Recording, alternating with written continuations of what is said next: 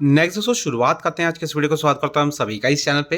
तो वीडियो की शुरुआत करेंगे, कवर करेंगे सबसे पहले बाजार की एक्टिविटी आज के दिन की, कुछ इंपॉर्टेंट पॉइंट्स भी हैं, जियोपॉलिटिकल कनेक्शंस के बारे में भी कुछ डिस्कशन करने वाले हैं। तो शुरू करते हैं। सबसे पहले अगर देखें तो आज के दिन का परफॉर्मेंस निफ्टी 50 लगभग 76 पॉइंट की गिरावट के साथ बाजार क्लोज हुआ है और इसी के साथ 24,078 के करीब जो है बाजार की क्लोजिंग हुई है। अब इन शॉर्ट अगर हम बात करें तो कह सकते हैं बाजार में लगातार आज के दिन भी गिरावट, और जैसा हमने बीते हुए कल के दिन भी डिस्कस किया था कि बाजार 24,000 के लेवल के करीब को पहुंचता तो ज़रूर है, जो कि एक तरीके का सपोर्ट लेवल है, मगर यहाँ पे सबसे इंपॉर्टेंट है सस्टेनेबिलिटी।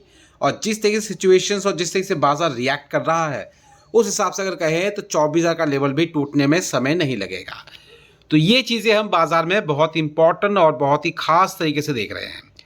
आज की अगर बात करें तो यहाँ पे देख सकते हैं, चाहे वो मिड कैप हो, चाहे वो स्मॉल कैप हो, चाहे वो लार्ज कैप हो, हर एक सेगमेंट में आपको आज के दिन लाल निशान या फिर प्रॉफिट बुकिंग देखने को मिली होगी। तो यहाँ अगर देखें तो आज के दिन कह सकते हैं पूरी प्रॉपर तरीके से बियर वाले को मौका मिला है। और आज के दिन की अगर गिरावट के मेन रीजन के बारे में अगर बात करें तो यहाँ पे इतना कहूँगा, यहाँ डोमेस्टिक्स लेवल की वजह से बाजार गिरा नहीं है। मिडल ईस्ट का टेंशन, ऑलरेडी जियोपॉलिटिकल कंसर्न जो चल रहा है, एक वो हो गया पहला, और इसी को एस्केलेट करता हुआ क्रूड ऑयल, क्योंकि जब जब मिडल ईस्ट के टेंशन इंक्रीज होंगे तब तक दोस्तों क्रूड ऑयल में इसका असर दिखेगा। और अगर क्रूड ऑयल के प्राइसेस में इसका असर दिखेगा मतलब क्रूड ऑयल के प्राइसेस ऊपर की तरफ भागेंगे। जाहिर सी बात है एनर्जी कॉस्टिंग बढ़ेगी तो कहीं ना कहीं इसका कनेक्शन आगे बढ़कर कह सकते हैं इन्फ्लेशन को ज़रूर कनेक्ट करेगा, और अगर इन्फ्लेशन को कनेक्ट करेगा तो कहीं ना कहीं महंगाई दर में जो है इसका असर पड़ सकता है। तो ये सारी चीज़ें आपस में कनेक्टेड है सिर्फ एक रीज़न की बढ़ने की वजह से। अब दोस्तों यहाँ पे अगर हम फैक्टर्स को अगर इंक्लूड करें, वन बाय वन कनेक्ट करें, तो यहाँ पे देख सकते हैं फैक्टर किस तरह से बाजार को इफेक्ट कर रहे हैं। पहला, राइजिंग क्रूड ऑयल प्राइसेस जो कि प्रेशर कर रहा है इंडियन मार्केट पे जस्ट बिकॉज ऑफ एनर्जी की वजह से। सेकंड जो कनेक्शन अगर देखें तो बाजार की गिरावट के पीछे वो है स्ट्रेट ऑफ हॉर्मुज, टेंशन लगातार एस्केलेट हो रहा है और जिसकी वजह से सप्लाई चेन भी कहीं ना कहीं आहत हो रही है। मतलब अगर वो इम्पॉर्टेंट पैसेज है, अगर उसमें कोई गड़बड़ी होती है किसी भी तरीके का, वहाँ पे ब्रीच दिखता है तो कहीं ना कहीं सप्लाई में भी चेंजेस या फिर उसमें इफेक्टनेस रहेगी। माल देर से पहुंचेगा, और अगर देर से पहुंचेगा तो कई बार ऐसा माल होता है जो कि ख़राब होने के चांसेस उसको ज़्यादा होते हैं, जो कि एक तरीके से कह सकते हैं ग्लोबल सप्लाई जो है वो डिस्टर्ब होगी इसी की वजह से। ये हो गया कंसर्न।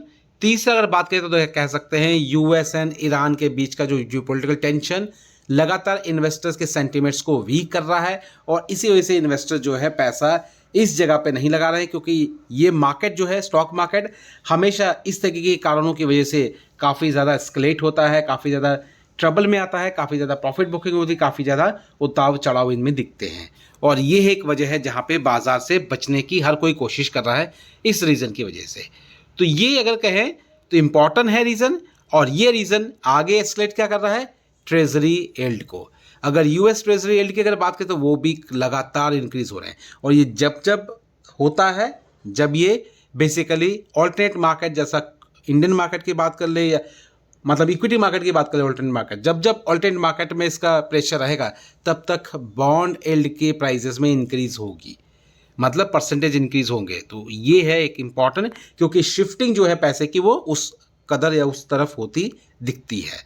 साथ साथ दोस्तों इसी की वजह से डोमेस्टिक्स लेवल में रुपीज़ की वैल्यू भी लगातार गिर रही है, और रुपीज़ की वैल्यू गिरेगी तो जाहिर सी बात है डॉलर भी महंगा होगा, और अगर डॉलर महंगा होगा तो जितना भी सामान हम इंपोर्ट करते हैं बाहर से उसके अगेंस्ट में हमें खर्च ज़्यादा करने पड़ेंगे। तो ये आपस में चीज़ें इस तरह से कनेक्टेड है। इसके साथ एक और इम्पॉर्टेंट जो कि एडिशनल पॉइंट है वो है फॉरेन इन्वेस्टर्स। तो फॉरेन इन्वेस्टर्स पर भी खास करके ध्यान देना है, क्योंकि इसका असर कहीं ना कहीं आगे बढ़कर फॉरेन इन्वेस्टर्स की बाइंग कैपेसिटी, फिर बाइंग ऑप्शन या फिर बाइंग मूड पर भी डिपेंड करता है, वो किस तरह से बाइंग करते हैं या फिर सेलिंग करते हैं। तो ये चीज़ें हैं जो कि बाजार को काफ़ी हद तक प्रेशर में क्रिएट कर रही है। अब दोस्तों अगर दूसरे पर अगर बात करें तो वो है इंडिया एंड यूएस के बीच की डील, ट्रेड एग्रीमेंट को लेके। तो फिलहाल अभी तक तो चीज़ें फाइनलाइज नहीं हुई है, लेकिन फाइनल स्टेज के अकॉर्डिंगली अगर देखें तो काफ़ी हद तक चीज़ें आगे बढ़ चुकी हैं। बहुत जल्द इंडिया के डेलीगेशन जो है नेक्स्ट वीक जो है यूएस विजिट करेंगे और इसके बाद का जो प्रोसेस होगा वहाँ पे सारी चीज़ें कंडक्ट होगी। तो फिलहाल अभी ट्रेड डील को लेके भी बाजार इसको फोकस में रख रहा है। नेगोशिएशंस के रूप में बहुत सारी चीज़ें हुई हैं, बहुत सारी चीज़ें इन पाइपलाइन में है और बहुत सारी चीज़ें एग्जीक्यूट हुई हैं, लेकिन मेन बात जो फंस रही है वो है ट्रेड परसेंटेज के चार्जेस को लेकर है। अब उस चीज़ के लेके क्या बातें होती हैं, क्या क्लैरिटी मिलती है, उसके बाद ही बाजार इस पर थोड़ा सा रिएक्ट जरूर करेगा। नेक्स्ट अगर बात यहाँ पे डोमेस्टिक लेवल की खबरें में हम बात करेंगे सबसे पहले रेलवे सेगमेंट।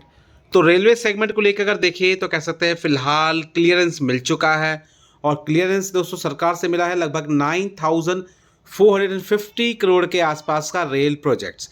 और ये रेल प्रोजेक्ट कनेक्ट करेगा बंगाल, तमिलनाडु, इसके साथ साथ और 2 स्टेट्स हैं। इसी के साथ अगर पूरी डिटेलिंग देखिए तो देख सकते हैं the cabinet committee on economics affair chairman by prime minister Narendra Modi has approve 4 railway multi tracking project and ये कनेक्ट करेगा कौन कौन से लोकेशन में।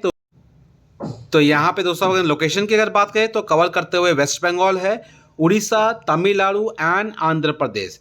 एक्सपेक्टेड है लगभग 410 किलोमीटर का एग्जिस्टिंग रेलवे जो है नेटवर्क को शेड्यूल तरीके से कंप्लीट किया जाएगा 2030 से लेके 31 तक। तो ये प्रोजेक्ट्स इंक्लूड करेगा किस किस कंपनी को, जितने भी रेलवे से बिलोंग करते हुए कंस्ट्रक्शंस की कंपनी है जहाँ पे मार्केट में ऑलरेडी जो लिस्टेड है उस पर आपको खास करके ध्यान देना है, उस पर स्टडी करना है, उस कंपनी के अकॉर्डिंगली आगे किस से नंबर्स आ सकते हैं, आने वाले क्वार्टर्स में कितने नंबर और किस प्रकार के आएंगे, क्योंकि ये चीज़ें इंपॉर्टेंट है। इससे रेलवे का बिजनेस तो बढ़ेगा, लेकिन समहाउ ये भी देखना है कि बाजार इस पर रिएक्ट कैसे करता है, क्योंकि प्रोजेक्ट्स की अगर बात करें तो इसके माध्यम से चीज़ें अच्छी तो ज़रूर है, खबर पॉजिटिव तो ज़रूर है रेलवे सेगमेंट के कुछ पर्टिकुलर स्टॉक्स के लिए। नेक्स्ट दोस्तों अगर कवर करें तो कह सकते हैं कोचिन शिपयार्ड।